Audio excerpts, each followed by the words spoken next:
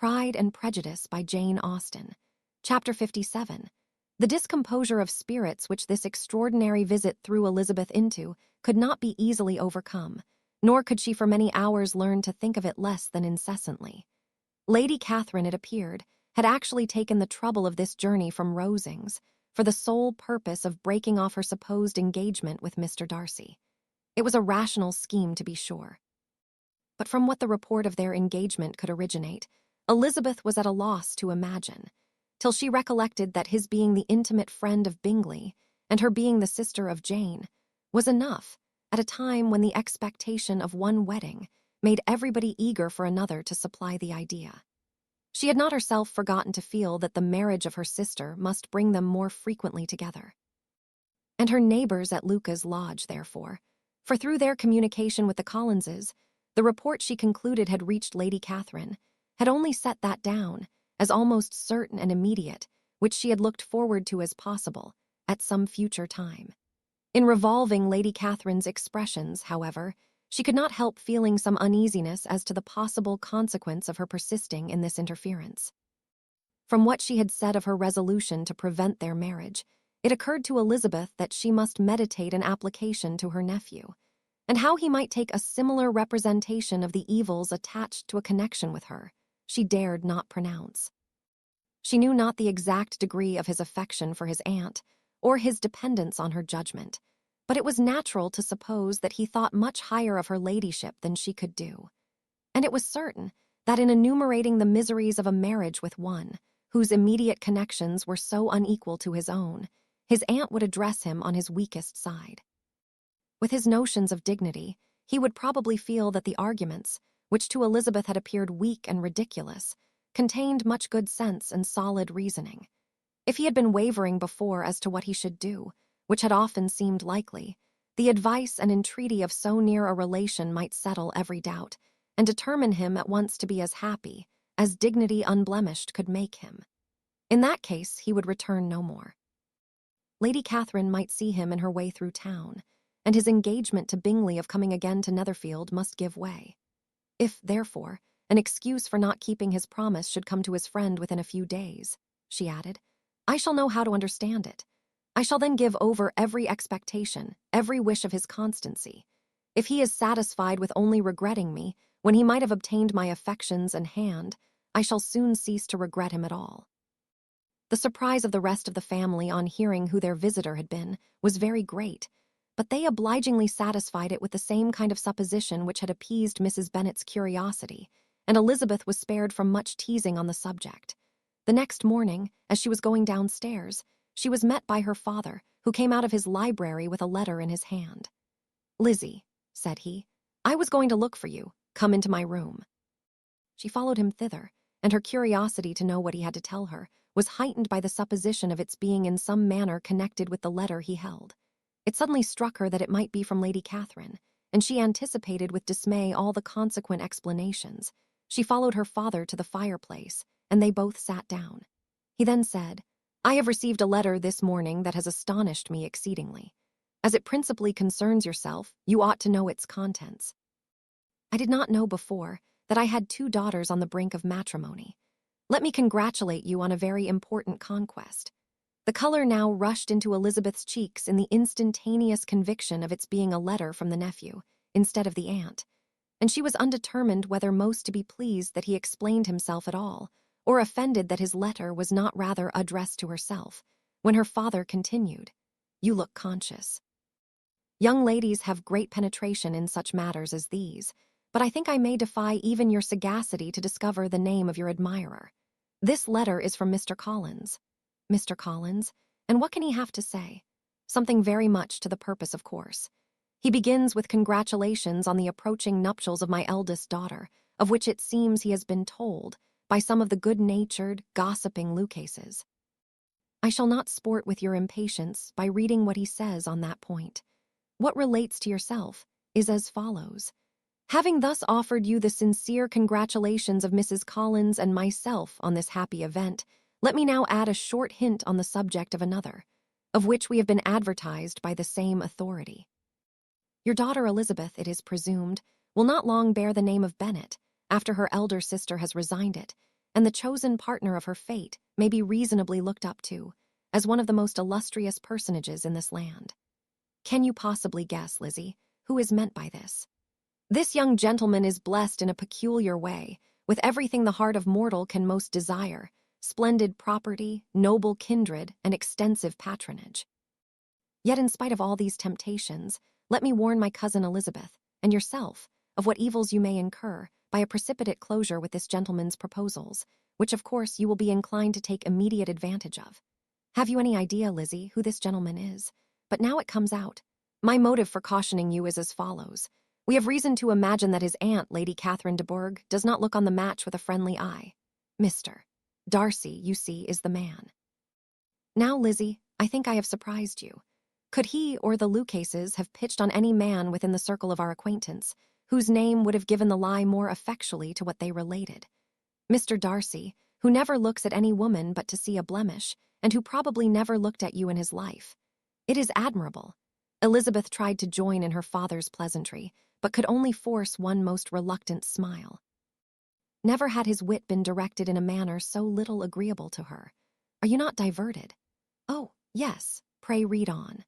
After mentioning the likelihood of this marriage to her ladyship last night, she immediately, with her usual condescension, expressed what she felt on the occasion, when it became apparent that on the score of some family objections on the part of my cousin, she would never give her consent to what she termed so disgraceful a match.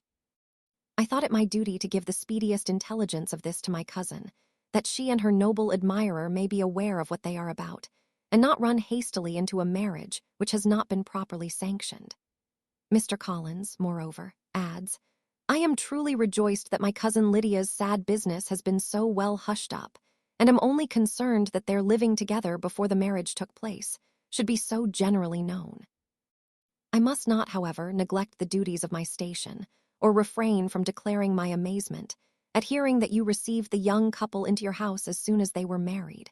It was an encouragement of vice, and had I been the rector of Longbourn, I should very strenuously have opposed it. You ought certainly to forgive them as a Christian, but never to admit them in your sight or allow their names to be mentioned in your hearing. That is his notion of Christian forgiveness. The rest of his letter is only about his dear Charlotte's situation and his expectation of a young olive branch. But Lizzie, you look as if you did not enjoy it. You are not going to be missish, I hope, and pretend to be affronted at an idle report. For what do we live but to make sport for our neighbors and laugh at them in our turn? Oh, cried Elizabeth, I am excessively diverted, but it is so strange. Yes, that is what makes it amusing. Had they fixed on any other man, it would have been nothing, but his perfect indifference and your pointed dislike make it so delightfully absurd. Much as I abominate writing, I would not give up Mr. Collins's correspondence for any consideration.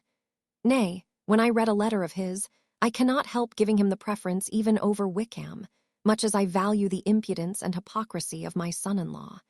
And pray, Lizzie, what said Lady Catherine about this report? Did she call to refuse her consent? To this question his daughter replied only with a laugh, and as it had been asked without the least suspicion, she was not distressed by his repeating it. Elizabeth had never been more at a loss to make her feelings appear what they were not. It was necessary to laugh when she would rather have cried. Her father had most cruelly mortified her by what he said of Mr. Darcy's indifference, and she could do nothing but wonder at such a want of penetration, or fear that perhaps, instead of his seeing too little, she might have fancied too much. Chapter 58. Instead of receiving any such letter of excuse from his friend, as Elizabeth half expected Mr. Bingley to do, he was able to bring Darcy with him to Longbourn before many days had passed after Lady Catherine's visit. The gentleman arrived early, and before Mrs. Bennet had time to tell him of their having seen his aunt, of which her daughter sat in momentary dread, Bingley, who wanted to be alone with Jane, proposed their all walking out. It was agreed to. Mrs. Bennet was not in the habit of walking. Mary could never spare time, but the remaining 5 set off together. Bingley and Jane, however, soon allowed the others to outstrip them. They lagged behind, while Elizabeth, Kitty, and Darcy were to entertain each other. Very little was said by either. Kitty was too much afraid of him to talk. Elizabeth was secretly forming a desperate resolution, and perhaps he might be doing the same. They walked towards the Lucases, because Kitty wished to call upon Maria, and as Elizabeth saw no occasion for making it a general concern when Kitty left them, she went boldly on with him alone. Now was the moment for her resolution to be executed, and while her courage was high, she immediately said, "Mr. Darcy, I am a very selfish creature, and for the sake of giving relief to my own feelings, care not how much I may be wounding yours.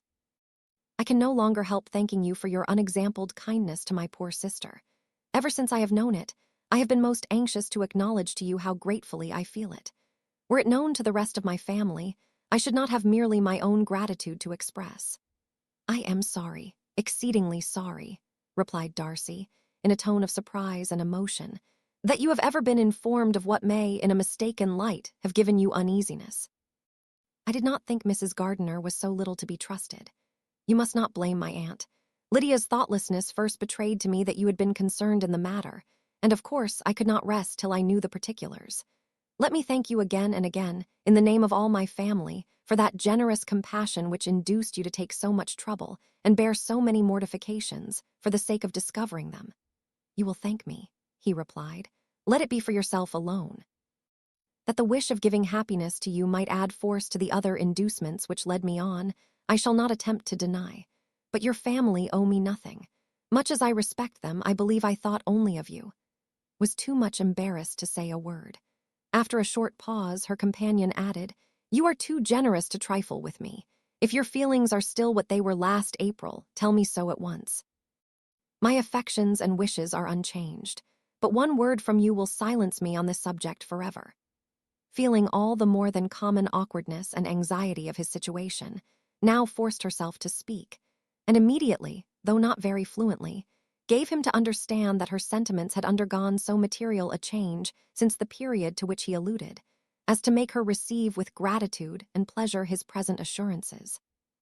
The happiness which this reply produced was such as he had probably never felt before, and he expressed himself on the occasion as sensibly and as warmly as a man violently in love can be supposed to do. Had Elizabeth been able to encounter his eye, she might have seen how well the expression of heartfelt delight diffused over his face became him. But though she could not look, she could listen, and he told her of feelings which, in proving of what importance she was to him, made his affection every moment more valuable. They walked on without knowing in what direction. There was too much to be thought and felt and said for attention to any other objects.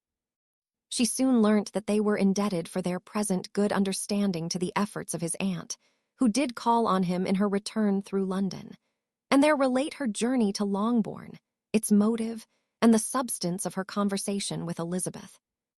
Dwelling emphatically on every expression of the latter, which, in her ladyship's apprehension, peculiarly denoted her perverseness and assurance, in the belief that such a relation must assist her endeavours to obtain that promise from her nephew, which she had refused to give.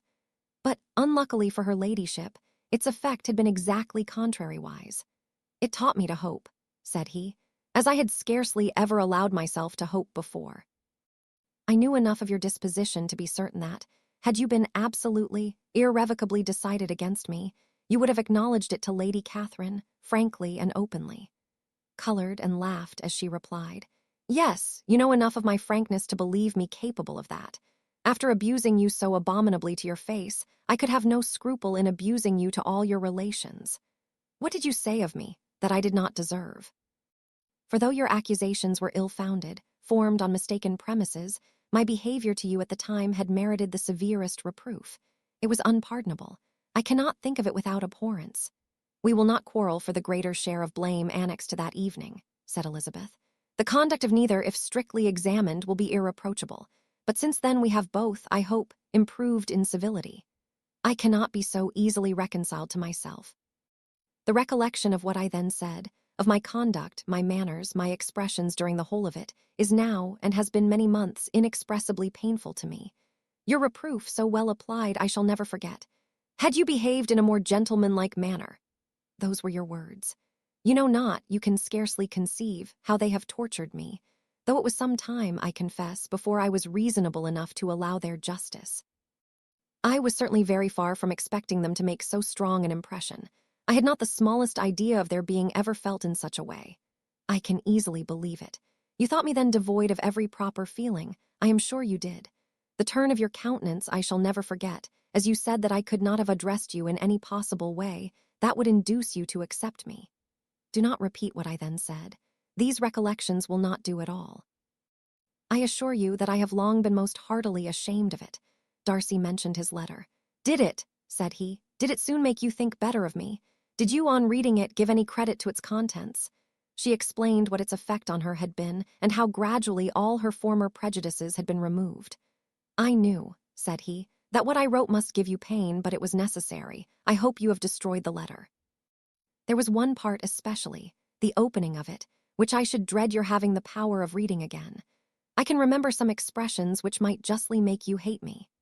The letter shall certainly be burnt, if you believe it essential to the preservation of my regard. But though we have both reason to think my opinions not entirely unalterable, they are not, I hope, quite so easily changed as that implies.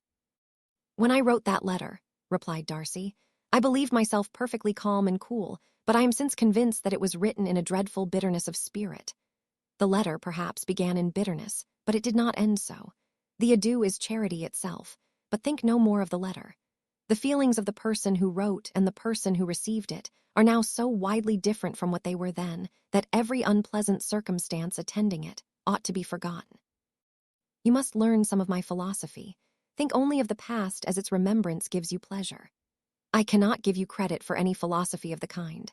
Your retrospections must be so totally void of reproach that the contentment arising from them is not of philosophy, but what is much better, of ignorance. But with me, it is not so. Painful recollections will intrude, which ought not to be repelled. I have been a selfish being all my life in practice, though not in principle. As a child I was taught what was right, but I was not taught to correct my temper. I was given good principles, but left to follow them in pride and conceit. Unfortunately, an only son, for many years an only child, I was spoilt by my parents, who, though good themselves, my father particularly, all that was benevolent and amiable, allowed, encouraged, almost taught me to be selfish and overbearing, to care for none beyond my own family circle, to think meanly of all the rest of the world, to wish at least to think meanly of their sense and worth compared with my own. Such I was from 8 to 28, and such I might still have been but for you, dearest, loveliest Elizabeth. What do I not owe you? You taught me a lesson, hard indeed at first, but most advantageous. By you I was properly humbled. I came to you without a doubt of my reception. You showed me how insufficient were all my pretensions to please a woman worthy of being pleased. You then persuaded yourself that I should. Indeed I had. What will you think of my vanity? I believed you to be wishing, expecting my addresses. My manners must have been in fault, but not intentionally, I assure you. I never meant to deceive you, but my spirits might often lead me wrong. How you must have hated me after that evening. Hate you? I was angry perhaps at first, but my anger soon began to take a proper direction. I am almost afraid of asking what you thought of me when we met at Pemberley. You blamed me for coming. No, indeed, I felt nothing but surprise. Your surprise could not be greater than mine in being noticed by you. My conscience told me that I deserved no extraordinary politeness, and I confess that I did not expect to receive more than my due.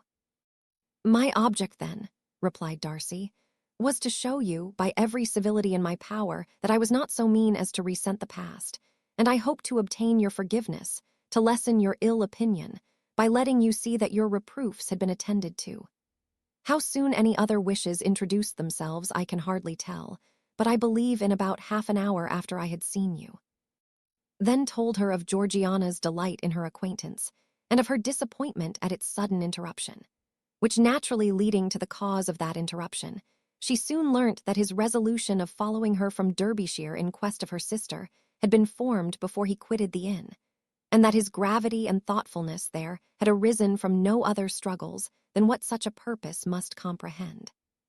She expressed her gratitude again, but it was too painful a subject to each to be dwelt on farther. After walking several miles in a leisurely manner, and too busy to know anything about it, they found at last, on examining their watches, that it was time to be at home. What could become of Mr. Bingley and Jane was a wonder which introduced the discussion of their affairs. Darcy was delighted with their engagement. His friend had given him the earliest information of it. I must ask whether you were surprised, said Elizabeth. Not at all. When I went away, I felt that it would soon happen. That is to say, you had given your permission, I guessed as much. and though he exclaimed at the term, she found that it had been pretty much the case.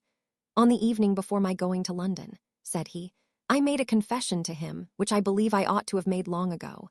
I told him of all that had occurred to make my former interference in his affairs absurd and impertinent." His surprise was great. He had never had the slightest suspicion. "I told him, moreover, that I believed myself mistaken in supposing, as I had done, that your sister was indifferent to him, and as I could easily perceive that his attachment to her was unabated, I felt no doubt of their happiness together." Could not help smiling at his easy manner of directing his friend. "Did you speak from your own observation," said she, "when you told him that my sister loved him, or merely from my information last?" The former. "I had narrowly observed her during the 2 visits which I had lately made her here, and I was convinced of her affection." Your assurance of it, I suppose, carried immediate conviction to him. It did. Bingley is most unaffectedly modest. His diffidence had prevented his depending on his own judgment in so anxious a case, but his reliance on mine made everything easy. I was obliged to confess one thing, which for a time, and not unjustly, offended him. I could not allow myself to conceal that your sister had been in town 3 months last winter, that I had known it, and purposely kept it from him. He was angry, but his anger, I am persuaded, lasted no longer than he remained in any doubt of your sister's sentiments. He has heartily forgiven me now. Longed to observe that Mr. Bingley had been a most delightful friend, so easily guided that his worth was invaluable, but she checked herself. She remembered that he had yet to learn to be laughed at, and it was rather too early to begin. In anticipating the happiness of Bingley, which of course was to be inferior only to his own, he continued the conversation till they reached the house. In the hall they parted. Chapter 59. "My dear Lizzie, where can you have been walking to?" was a question which Elizabeth received from Jane as soon as she entered the room, and from all the others when they sat down to table. She had only to say in reply that they had wandered about till she was beyond her own knowledge. She colored as she spoke, but neither that nor anything else awakened a suspicion of the truth. The evening passed quietly, unmarked by anything extraordinary. The acknowledged lovers talked and laughed, the unacknowledged were silent. Darcy was not of a disposition in which happiness overflows in mirth, and Elizabeth, agitated and confused, rather knew that she was happy than felt herself to be so. For, besides the immediate embarrassment, there were other evils before her. She anticipated what would be felt in the family when her situation became known. She was aware that no one liked him but Jane, and even feared that with the others it was a dislike which not all his fortune and consequence might do away. At night she opened her heart to Jane. Though suspicion was very far from Miss Bennet's general habits, she was absolutely incredulous here. "You are joking, Lizzie. This cannot be. Engaged to Mr. Darcy. No, no, you shall not deceive me. I know it to be impossible. This is a wretched beginning indeed. My sole dependence was on you, and I am sure nobody else will believe me if you do not. Yet indeed I am in earnest. I speak nothing but the truth. He still loves me, and we are engaged." Jane looked at her doubtingly. "Oh, Lizzie, it cannot be. I know how much you dislike him." "You know nothing of the matter. That is all to be forgot. Perhaps I did not always love him so well as I do now, but in such cases as these a good memory is unpardonable. This is the last time I shall ever remember it myself." Miss Bennet still looked all amazement. Elizabeth again and more seriously assured her of its truth. "Good heaven, can it be really so? Yet now I must believe you," cried Jane. "My dear, dear Lizzie, I do congratulate you, but are you certain? Forgive the question, are you quite certain that you can be happy with him?" "There can be no doubt of that. It is settled between us already that we are to be the happiest couple in the world. But are you pleased, Jane? Shall you like to have such a brother?" "Very, very much. Nothing could give either Bingley or myself more delight. But we considered it, we talked of it as impossible. And do you really love him quite well enough?" "Oh, Lizzie." "Do anything rather than marry without affection. Are you quite sure that you feel what you ought to do?" "Oh, yes. You will only think I feel more than I ought to do when I tell you all." "Do you mean—" "Why, I must confess that I love him better than I do Bingley. I am afraid you will be angry." "My dearest sister, now do be serious. I want to talk very seriously. Let me know everything that I am to know without delay. Will you tell me how long you have loved him? It has been coming on so gradually that I hardly know when it began, but I believe I must date it from my first seeing his beautiful grounds at Pemberley." Entreaty that she would be serious, however, produced the desired effect, and she soon satisfied Jane by her solemn assurances of attachment. When convinced on that article, Miss Bennet had nothing farther to wish. "Now I am quite happy," said she, "for you will be as happy as myself. I always had a value for him. Were it for nothing but his love of you, I must always have esteemed him. But now, as Bingley's friend and your husband, there can be only Bingley and yourself more dear to me. But Lizzie, you have been very sly, very reserved with me. How little did you tell me of what passed at Pemberley and Lambton? I owe all that I know of it to another, not to you." Told her the motives of her secrecy. She had been unwilling to mention Bingley. And the unsettled state of her own feelings had made her equally avoid the name of his friend. But now she would no longer conceal from her his share in Lydia's marriage. All was acknowledged, and half the night spent in conversation. "Good gracious," cried Mrs. Bennet, as she stood at a window the next morning, "if that disagreeable Mr. Darcy is not coming here again with our dear Bingley. What can he mean by being so tiresome as to be always coming here? I had no notion but he would go a-shooting, or something or other, and not disturb us with his company. What shall we do with him? Lizzie, you must walk out with him again, that he may not be in Bingley's way." Could hardly help laughing at so convenient a proposal, yet was really vexed that her mother should be always giving him such an epithet. As soon as they entered, Bingley looked at her so expressively and shook hands with such warmth as left no doubt of his good information, and he soon afterwards said aloud, "Mr. Bennet, have you no more lanes hereabouts in which Lizzie may lose her way again today?" "I advise Mr. Darcy and Lizzie and Kitty," said Mrs. Bennet, "to walk to Oakham Mount this morning. It is a nice long walk, and Mr. Darcy has never seen the view." "It may do very well for the others," replied Mr. Bingley, "but I am sure it will be too much for Kitty. Won't it, Kitty?" Kitty owned that she had rather stay at home. Darcy professed a great curiosity to see the view from the mount, and Elizabeth silently consented. As she went upstairs to get ready, Mrs. Bennet followed her, saying, "I am quite sorry, Lizzie, that you should be forced to have that disagreeable man all to yourself. But I hope you will not mind it. It is all for Jane's sake, you know, and there is no occasion for talking to him, except just now and then. So do not put yourself to inconvenience." During their walk, it was resolved that Mr. Bennet's consent should be asked in the course of the evening. Elizabeth reserved to herself the application for her mother. She could not determine how her mother would take it, sometimes doubting whether all his wealth and grandeur would be enough to overcome her abhorrence of the man.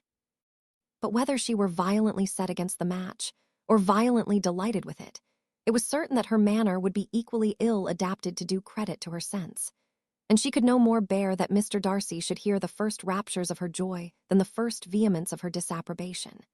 In the evening, soon after Mr. Bennet withdrew to the library, she saw Mr. Darcy rise also and follow him, and her agitation on seeing it was extreme. She did not fear her father's opposition, but he was going to be made unhappy, and that it should be through her means, that she, his favorite child, should be distressing him by her choice, should be filling him with fears and regrets in disposing of her, was a wretched reflection, and she sat in misery till Mr. Darcy appeared again, when, looking at him, she was a little relieved by his smile. In a few minutes he approached the table where she was sitting with Kitty, and while pretending to admire her work, said in a whisper, "Go to your father, he wants you in the library." She was gone directly. Her father was walking about the room, looking grave and anxious. "Lizzie," said he, "what are you doing? Are you out of your senses to be accepting this man? Have not you always hated him?" How earnestly did she then wish that her former opinions had been more reasonable, her expressions more moderate. It would have spared her from explanations and professions which it was exceedingly awkward to give, but they were now necessary, and she assured him with some confusion of her attachment to Mr. Darcy. "Or, in other words, you are determined to have him. He is rich, to be sure, and you may have more fine clothes and fine carriages than Jane, but will they make you happy?" "Have you any other objection?" said Elizabeth. "Than your belief of my indifference?" "None at all. We all know him to be a proud, unpleasant sort of man, but this would be nothing if you really liked him." I do like him," she replied, with tears in her eyes. "I love him. Indeed, he has no improper pride. He is perfectly amiable. You do not know what he really is, then pray do not pain me by speaking of him in such terms," said her father. "I have given him my consent. He is the kind of man, indeed, to whom I should never dare refuse anything which he condescended to ask. I now give it to you, if you are resolved on having him. But let me advise you to think better of it. I know your disposition, Lizzie. I know that you could be neither happy nor respectable unless you truly esteemed your husband, unless you looked up to him as a superior. Your lively talents would place you in the greatest danger in an unequal marriage. You could scarcely escape discredit and misery. My child, let me not have the grief of seeing you unable to respect your partner in life. You know not what you are about." Still more affected, was earnest and solemn in her reply. And at length, by repeated assurances that Mr. Darcy was really the object of her choice, by explaining the gradual change which her estimation of him had undergone, relating her absolute certainty that his affection was not the work of a day, but had stood the test of many months' suspense, and enumerating with energy all his good qualities, she did conquer her father's incredulity and reconcile him to the match. "Well, my dear," said he when she ceased speaking, "I have no more to say. If this be the case, he deserves you. I could not have parted with you, my Lizzie, to anyone less worthy." Complete the favorable impression, she then told him what Mr. Darcy had voluntarily done for Lydia. He heard her with astonishment. This is an evening of wonders, indeed. And so Darcy did everything, made up the match, gave the money, paid the fellow's debts, and got him his commission. So much the better. It will save me a world of trouble and economy. Had it been your uncle's doing, I must and would have paid him, but these violent young lovers carry everything their own way. I shall offer to pay him tomorrow. He will rant and storm about his love for you, and there will be an end of the matter." Then recollected her embarrassment a few days before, on his reading Mr. Collins's letter, and after laughing at her some time, allowed her at last to go, saying, as she quitted the room, "If any young men come for Mary or Kitty, send them in, for I am quite at leisure." Elizabeth's mind was now relieved from a very heavy weight, and after half an hour's quiet reflection in her own room, she was able to join the others with tolerable composure. Everything was too recent for gaiety, but the evening passed tranquilly away. There was no longer anything material to be dreaded, and the comfort of ease and familiarity would come in time. When her mother went up to her dressing room at night, she followed her and made the important communication. Its effect was most extraordinary, for on first hearing it, Mrs. Bennet sat quite still and unable to utter a syllable. Nor was it under many, many minutes that she could comprehend what she heard, though not in general backward to credit what was for the advantage of her family, or that came in the shape of a lover to any of them. She began at length to recover, to fidget about in her chair, get up, sit down again, wonder and bless herself. Good gracious! Lord bless me, only think. Dear me, Mr. Darcy, who would have thought it? And is it really true? Oh, my sweetest Lizzie, how rich and how great you will be. What pin money, what jewels, what carriages you will have. Jane's is nothing to it, nothing at all. I am so pleased, so happy. Such a charming man. So handsome, so tall. Oh, my dear Lizzie, pray apologize for my having disliked him so much before. I hope he will overlook it. Dear, dear Lizzie, a house in town, everything that is charming. 3 daughters married. 10,000 a year. Oh, Lord, what will become of me? I shall go distracted. This was enough to prove that her approbation need not be doubted, and Elizabeth, rejoicing that such an effusion was heard only by herself, soon went away. But before she had been 3 minutes in her own room, her mother followed her. "My dearest child," she cried, "I can think of nothing else. 10,000 a year and very likely more. Tea's as good as a lord, and a special license. You must and shall be married by a special license. But my dearest love, tell me what dish Mr. Darcy is particularly fond of, that I may have it tomorrow." This was a sad omen of what her mother's behavior to the gentleman himself might be, and Elizabeth found that though in the certain possession of his warmest affection and secure of her relations' consent, there was still something to be wished for. But the morrow passed off much better than she expected, for Mrs. Bennet luckily stood in such awe of her intended son-in-law that she ventured not to speak to him, unless it was in her power to offer him any attention, or mark her deference for his opinion. Elizabeth had the satisfaction of seeing her father taking pains to get acquainted with him, and Mr. Bennet soon assured her that he was rising every hour in his esteem. "I admire all my 3 sons-in-law highly," said he. "Wickham, perhaps, is my favorite, but I think I shall like your husband quite as well as Jane's."